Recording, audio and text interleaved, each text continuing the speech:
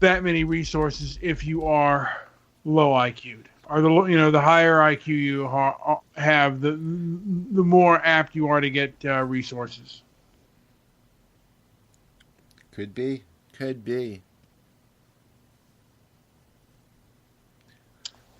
Now I'm here looking at the Great Christie Canyon. Oh, a legend. A legend, yes, a legend. I think based on the success of our other shows with titles, with names from stars of that era, I think that would be a great title for a show and a great topic of exploration. You're probably very right. And I'm pretty sure we can get an interview. You think so? Have you ever met her? No. How do you know we can get an interview if you've never? I'm just guessing. I'm just throwing it out there. I think I think that would be one of the great coups of inflammatory talk and the scene doc. I think that would be a great coup if we could pull that interview. Yeah, and I think there's probably a good chance that we might be able to do something of that nature. There's no reason for it not to happen, even for a half an hour, maybe an hour. You might be very right, and then again, you might be very wrong. Nope, never wrong.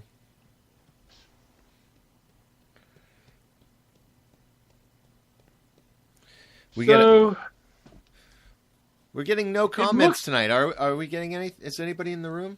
Not one. Nobody's Nobody's in the room, and I don't know why. And we might get some downloads. Who knows? Our last show did okay. We got some. Yeah. We got some hits. But it's all like I said. Who knows what makes shows popular and who doesn't? And you said you liked the show. I liked it. Yeah. And, sometimes it, even if you're not feeling it, you listen to it later. And, because I wasn't really feeling it, but there may have been something there that was really entertaining.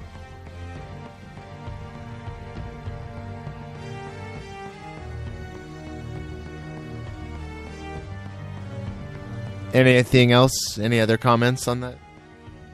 No. I'm looking at this chick. What is her name? Thought there was more. Yeah. Kiki Dare is her name. Yeah. And she looks stupid. To a degree. She looks like 100 years old. Oh, at least. Come on, you don't think we can get an interview? Come on. Oh, I think we could. Did you know Phil Margold? Did you know who Phil Margold was? Phil Margold, no. I think he was one of the smarter men in the adult film industry. Oh, I know the name. I know the name now. Yeah. Why do you say that, though? What was... Right, those throwaway adult... You remember those throwaway... And I think they're still around, but they'd have those throwaway adult newspapers, like those dirty newspapers. Like the LA Express? Yeah. Yeah. He would write articles. Oh. And it was really interesting. I mean... I think he worked.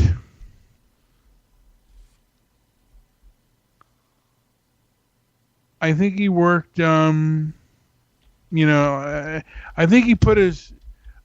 his hands in a lot of pots, and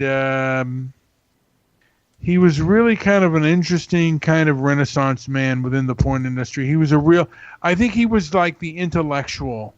Of the porn industry. I didn't always agree with him, but he was brutally honest and very intellectual. And can I play a 3-minute clip of Bill Margold discussing Ted Bundy and James Dobson? Yes. All right, it's a 3-minute clip. Let's just play that. I'll start talking so you know if you can't hear it. Religious psychiatrist Bundy says his descent into murder began with a fascination for violent, hardcore pornography. Like an addiction, you keep craving something which is harder, something which gives you a greater sense of excitement. Until you reach the point where the pornography only goes so far. You reach that jumping off point where you begin to wonder if maybe actually doing it will give you that which is beyond just reading about it or looking at it. There is just absolutely no way to describe. First, the brutal urge to do that kind of thing, and then what happens is once it has been more or less satisfied and recedes, you might say, or spent, that sense, that kind of energy level recedes, and basically I became myself again through God's help. I have been able to come to the point where much too late, but better late than never, feel the hurt and the pain that I am responsible for. I don't want to die. I'm not going to kid you. I'll kid you not. I deserve certainly the most extreme punishment society has, and I think society deserves to be protected from me and from others like me. And Bundy warned that there are more people like him whose lives are fueled by violence in the media, especially sexual violence. Bundy's claims that pornography played a role in his behavior have revived the old debate over whether explicit materials are truly harmful. While anti-pornography forces say that they are, defenders of explicit material say that people are confusing sex with violence. Hardcore pornography in the mainstream, the adult mainstream, has nothing to do with violence. It has to do with sex. Here's Bill Margold. What Bundy did had to do with sex, although albeit he was involved with rape. Rape is an act of violence, not an act of lust or act of love or an act of sex. And Margold points out that Bundy's interviewer was anti-pornography crusader James Dobson, and he believes that fact colored Bundy's remarks. Very interesting. Were you able to catch any of that? No. Okay, you're going to have to go back and listen to it. It's good. I mean, it's only about 20 seconds of Bill Margold talking, though, but it's a good, interesting clip anyways. I really thought that guy was really just, like I said, a real deep thinker, the intellectual of the. Even though I didn't agree with some things that he said in the way he wanted porn to go, I wanted a more classic thing. I mean, I was always hoping for more classic. He liked the gutter and the dirt, but I mean, I always found him interesting. He died this year, in January. Yeah. Did you know that? Yeah. He was. What? How old was he when he died? Like, what was his age? I have no idea. I just know he died in January. Oh, he was 73. Now, was he very was he part Jewish or total Jew? Oh, not sure how I would find that out. Maybe Well, you can probably no, but I mean the thing is, if you Google him and look at his Wikipedia page, I might check that out. All the best. He was in Debbie Does Dallas. Did you know that? The original. I did not know that. That's pretty interesting. Google. Let's go to William Margold. Let's check this out. Let's find what you seek.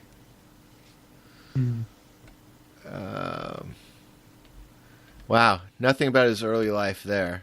Let's see if I can do a search for his early life.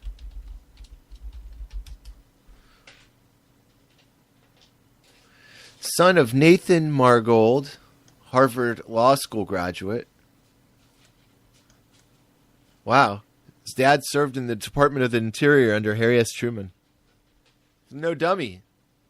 No, smarty pants. His father might have been smarter than him. And that I always thought, when I think of One Angry, Uncle Maury and Howard, Uncle Maury, Howard Bloom, I think of Phil Margold. He started in the industry working with an agent named Reb Sawitz. I'm pretty sure he's 100% Jewish. Yes. Wow. He started about 46 years ago now. Damn. I think he spent some time in the Marine Corps.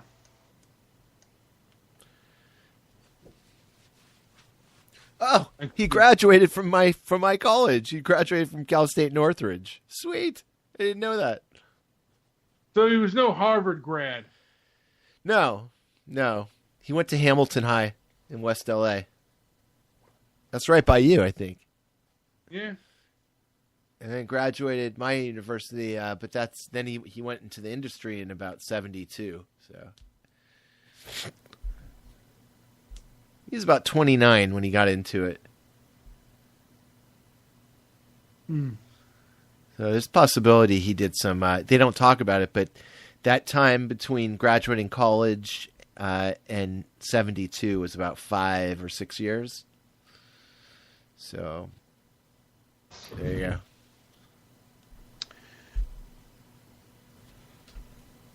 Anyway, I'm about ready for the Betty Bye. No one's coming along. Those bastards. No, I'm kidding.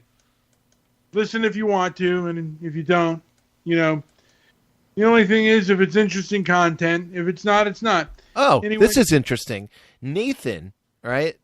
Nathan Margold, his Bill's father. You may not have known this. He was the author of a landmark study commissioned by the NAACP that studied public education for Black Americans. You should find that. You know what? Yeah, I know he hated the movie Higher Learning. Because he was on there one time with a group of filmmakers, and they were all black, and they talked about like Higher Learning and other John Singleton films. But he said. And they asked him what he thought, and he said, "I thought the film was a piece of crap." And it's a film that I actually really hated. The more I look at John Singleton, I just, I admire. I don't like Spike Lee as a person. I don't think I'd like John Ford as a person. I find Spike Lee to be really kind of pugnacious. And the same thing to a degree with Spike Lee, a real pugnacious human being. But in some of his, he's befriended and stood on the stage with people that are really kind of foul and nasty. I'll get into that later. Please. Hey, JP. Yes. Okay, let's end it there. Let's do it. Yes. All right. Listen. What do you call this show, by the way? Low IQ with trying, or what? Low IQ and let's see. Low IQ trying hard. But Jeep Girl's on the stage. Wait a minute. Wow, we got a visitor. Finally. You have a video about time. We got Jeep Girl on the thing. When we're all ready to go to bed. Right. Just wait till we're tired out. We could have taken a few trips to a couple of trails. To take us on, but she didn't want to. She thought we might do a Shining thing on her. Do you think it's too late to? Is it too late to get a call? Someone want to call us? Well, this is the last call for alcohol. It's 310-668-1969.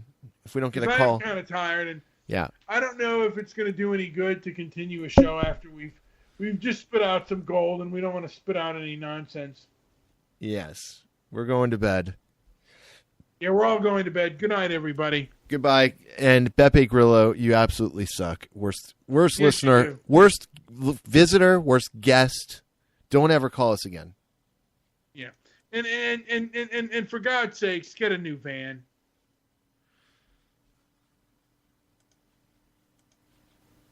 Let's end